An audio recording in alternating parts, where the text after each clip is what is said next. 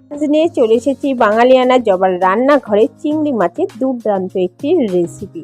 এখানে চিংড়ি মাছটাকে ছাড়িয়ে চিংড়ি মাছের মাথা, চিংড়ি মাছটাকে ভালোভাবে ধুয়ে রেডি করে নিয়েছি। একটা মিক্সির বাটিতে চিংড়ি মাছের মাথা, টমেটো কুচি আর কিছুটা জল দিয়ে একটা মিহি পেস্ট তৈরি করে নেব। ছাঁকনির সাহায্যে চিংড়ি মাছের মাথাটাকে আমি সেঁকে নেব। এই পর্যায়ে দিলে পেটে ব্যথা হতে পারে, সেই জন্য চিংড়ি মাছের মাথাটাকে সেঁকে নেওয়া হচ্ছে। এখানে কেটে নিয়েছি ছোট টুকরো করে আলু, একটা মাঝারি সাইজের পেঁয়াজ কুচি, 5 থেকে 6 কোয়া রসুন থেতো করে নিয়েছি আর 2টো কাঁচা লঙ্কা কুচি করে নিয়েছি আর 1 বাটি মতো কড়াইশুঁটি নিয়ে নিয়েছি। গ্যাস ধরিয়ে গ্যাসে কড়াই বসিয়ে কড়াইতে দিয়ে দিলাম পরিমাণ মতো তেল। তেলটা একটু গরম হলেই থেতো করে রাখা রসুন আর পেঁয়াজ কুচি হালকা একটু ভেজে নিয়ে কাঁচা লঙ্কা কুচিগুলিকে দিয়ে একটু নাড়িয়ে চাড়িয়ে কেটে রাখা আলুগুলিকে দিয়ে 1 মিনিট মতো তেলে একটু নাড়িয়ে চাড়িয়ে নেব। দিয়ে দিচ্ছি ধুয়ে রাখা চিংড়ি মাছগুলিকে। চিংড়ি মাছগুলিকে দিয়ে প্রায় 4 থেকে 5 মিনিট মতো ভেজে নেব।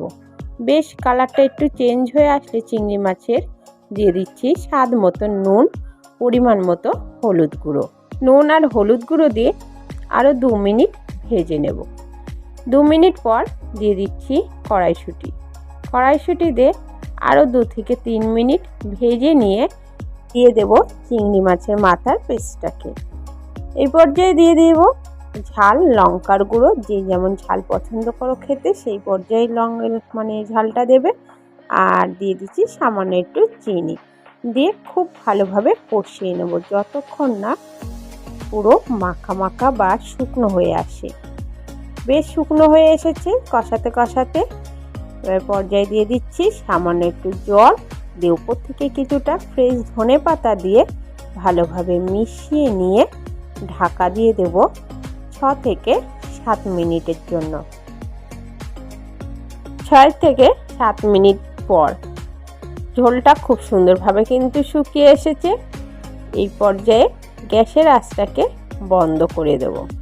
পুরো রেডি হয়ে গেল আজকের বাঙালিয়ানা জবার রান্নাঘরে চিংড়ি আলু কড়াইশুঁটি ঝালের রেসিপি। চিংড়ি আলু কড়াইশুঁটি ঝালের রেসিপি কেমন হয়েছে অবশ্যই কিন্তু কমেন্ট করে জানাবে। খুব সহজেই খুব সুন্দরভাবেই কিন্তু এই রেসিপিটি করা যায়। একবার অবশ্যই বাড়িতে ট্রাই করে দেখো, দুর্দান্ত স্বাদ। আর চিংড়ি মাছ যে কোনো রেসিপিতেই দিলে তার স্বাদই আলাদা হয়ে যায়।